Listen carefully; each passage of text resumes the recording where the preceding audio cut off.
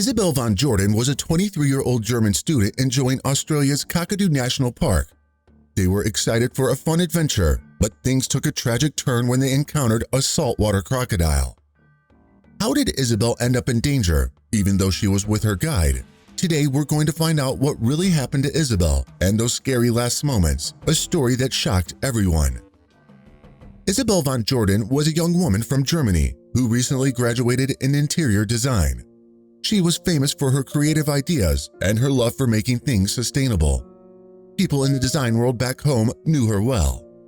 Her trip to Australia was intended not only as a vacation, but also as a celebration of her academic achievements and a well-deserved break before starting her career. Accompanied by her 21-year-old sister Valerie, the journey was meant to be a joyful exploration and an opportunity to create lasting memories. Alongside them were James Rothwell from Essex and Carmen Woolley, another German tourist.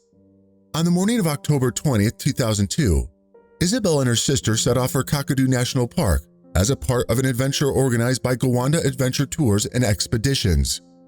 The group, led by tour guide Glenn Robles, comprised of 9 clients. During the next 2 days, they swam at different spots, including Moline Rock Hole and Jim Jim Falls.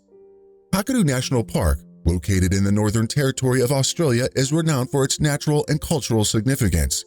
It's one of the largest national parks in Australia, covering nearly 20,000 square kilometers of diverse landscapes, including wetlands, rivers, rocky escarpments, and lush forests. Visitors to Kakadu National Park can explore its natural wonders through hiking trails, boat cruises, and guided tours, experiencing the unique beauty and cultural heritage that make this park a significant destination for both tourists and researchers alike. It was a quiet evening filled with laughter as Isabella and Valerie hung out with the rest of the tourists, but her fate took a tragic turn that no one was expecting. On the evening of October 22nd, the group camped at Sandy Billabong, a designated camping area. They had dinner around 9 p.m. Later, at about 10:30 p.m., Glenn suggested they could swim at a sandbar along Norlangi Creek, about 1.5 kilometers from the campsite. Despite signs warning of crocodiles in the area, some tourists were concerned. Glenn, on the other hand, dismissed these concerns, claiming that the waters were safe and that the only crocodiles present were harmless freshwater ones. He insisted that no saltwater crocodiles were present, citing the long history of Aboriginal people swimming there as proof of its safety. Despite his assurances, a few tourists remained cautious. Glenn went over to the water and used his torch to shine on the surface, showing the weary tourists there really was nothing lurking in the waters. The campers were finally satisfied with Glenn's explanation. After all, he had been a guide there for 13 years already. At around 11 p.m., some of the campers, including Isabel and Valerie, entered the water. Glenn left the camp to meet with another guide from a nearby group, planning on inviting them for a swim.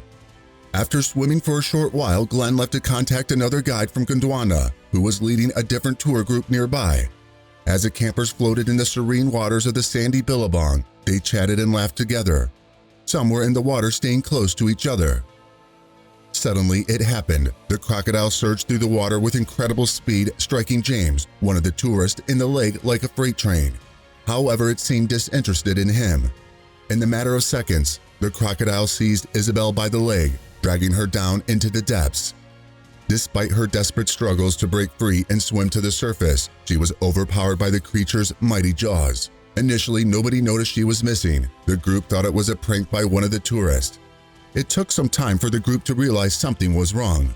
Some members remember hearing Isabel shouting for help, but they thought it was just a playful noise. Another member felt something brush against her legs around the time Isabel disappeared, but in the blink of an eye, she vanished without a trace. Someone else thought she saw a large creature swimming away. It gradually became clear that the crocodile had likely taken Isabel. The saltwater crocodile is the biggest reptile around and is a powerful hunter in its habitat. These crocodiles can eat almost any animal that gets too close, especially birds and mammals that they drown. During the early 1900s, saltwater crocodiles were hunted in Australia for their meat, eggs, and skin. They were considered the most economically valuable crocodile species. Of course, this had repercussions, as unregulated hunting pushed the crocodiles into near extinction. By 1971, the population of these creatures was reduced by 95%. However, after becoming a protected species, saltwater crocodiles are making a comeback. Unfortunately, this return in population involves human attacks as well. Although most crocodiles are lethargic and would prefer to bask in the sun during the day and hunt at night, saltwater crocs are different. These powerful creatures are one of the most active and aggressive crocodiles, choosing to cruise actively in water both day and night. In fact, they would spend so much time at sea that researchers have discovered barnacle growth on the back of some of the crocs, indicating the long periods, perhaps weeks, they spent at sea. The chances of surviving an attack are incredibly slim. Most experts believe that attacks are territorial in nature, as salties even attack intruding boats. Nevertheless, predatory attacks do occur, such as the unfortunate case of Isabel Von Jordan. After Isabelle was attacked, other people hurried to the shore. What they saw was terrifying. The crocodile's eyes reflected the light, and they could see its big shape swimming on the water's surface. Isabelle was missing. One of the group members was sent to find Glenn. They found him on the road with the other guide, and he returned to the scene. The police and park rangers were called for help. Authorities immediately searched for Isabelle. At around 4 a.m., the park rangers found Isabelle's badly mutilated body still in the mouth of the crocodile as it floated in the water. The rangers quickly killed the crocodile and retrieved Isabelle's body. The crocodile was about 4.2 meters long and weighed around 400 kilograms, though it was in poor condition. After dawn, they returned to where they found the crocodile and retrieved Isabelle's body. In the subsequent investigations, authorities discovered that Glenn acted irresponsibly. Glenn was supposed to be fully aware that large saltwater crocodiles could be found in that area of water. It was found that it was Glenn who suggested the party go to the sandbar that night, and that it was he who induced them to do so. This is consistent with the evidence given by the sister Valerie and Mr. Waters, another member of the tour group who gave evidence during the course of the inquest. His decision to permit the group to swim there was incomprehensible, indefensible, and highly negligent.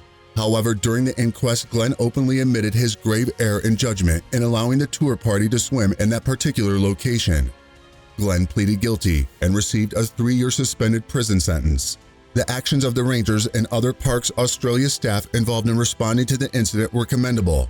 They promptly notified the police and handled interactions with the surviving tour members with sensitivity and appropriateness. The crocodile was located and dealt with swiftly, despite the significant danger the rangers faced from the animal and others nearby. The recovery of the deceased body was possible due to the exceptional skills and knowledge of the rangers, especially Mr. Linder, who identified the crocodile's initial location and likely release of the body. Without Mr. Linder's expertise, a more challenging recovery process might have been required, potentially leading to further grief of the family. Crocodile attacks in northern Australia are a serious concern due to the prevalence of saltwater crocodiles in the region. Northern Australia's vast waterways and coastal areas provide ideal habitat for these apex predators, making encounters with humans a potential danger. In conclusion, what happened to Isabelle shows us how dangerous wild animals can be, especially in places like Kakadu National Park. It's really important to listen to warning signs and be careful around wild animals.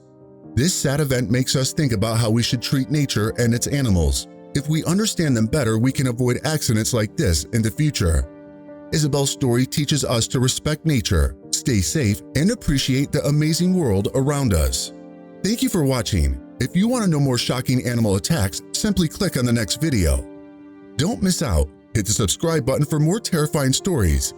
Until next time, stay safe.